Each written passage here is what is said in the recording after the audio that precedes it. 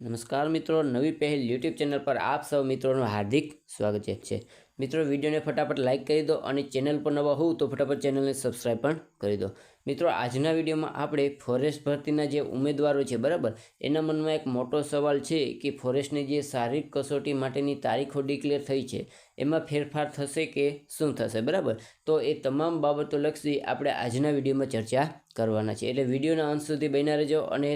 ફટાફટ વિડીયોને લાઇક નહીં કરી તો લાઇક કરી દો, ચેનલ પર નવા હોવ તો ફટાફટ ચેનલને સબસ્ક્રાઈબ પણ કરી દો। તો ચાલો મિત્રો, સૌપ્રથમ આપણે વાત કરીએ કે જે ફોરેસ્ટના ગ્રાઉન્ડની તારીખો જાહેર થઈ છે બરાબર, એટલે કે 5 થી 8 ઓક્ટોબર દરમિયાન આ શારીરિક કસોટી જે યોજાવાની છે બરાબર, એમાં તારીખોમાં કોઈ ફેરફાર થવાની સંભાવના રહેલી છે કે શું બરાબર। તો આમ જોઈએ તો ગુજરાતના ઘણા બધા વિસ્તારો એવા છે કે જ્યાં વરસાદ ચાલુ છે બરાબર, એટલે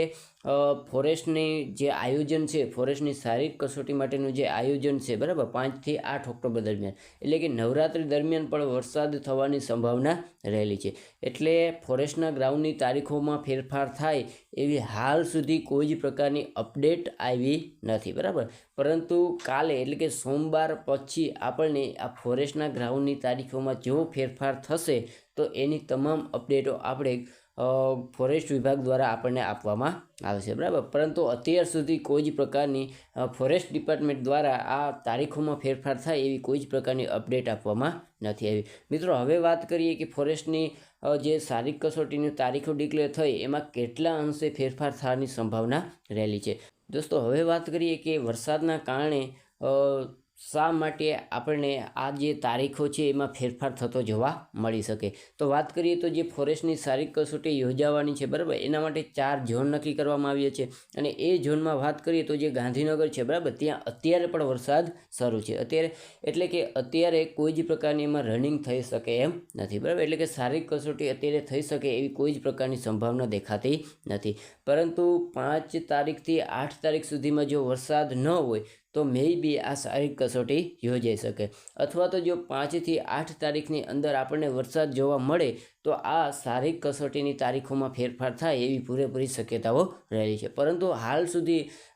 ફોરેસ્ટ ડિપાર્ટમેન્ટ દ્વારા તારીખોમાં ફેરફાર થાય, શારીરિક કસોટીની તારીખોમાં ફેરફાર થાય એવી કોઈ જ પ્રકારની અપડેટ આપવામાં નથી આવી બરાબર, પરંતુ જો એવું વરસાદના કારણે ફેરફાર થશે તો આપણને 1 થી 2 દિવસમાં આ તમામ બાબતો લક્ષી અપડેટ મળી જશે। વાત કરીએ કે ગાંધીનગર, સુરત બરાબર, તમામ વિસ્તારો એવા છે કે અત્યારે પણ તે વરસાદ શરૂ છે, એટલે મે બી આ જે ઝોન છે એમાં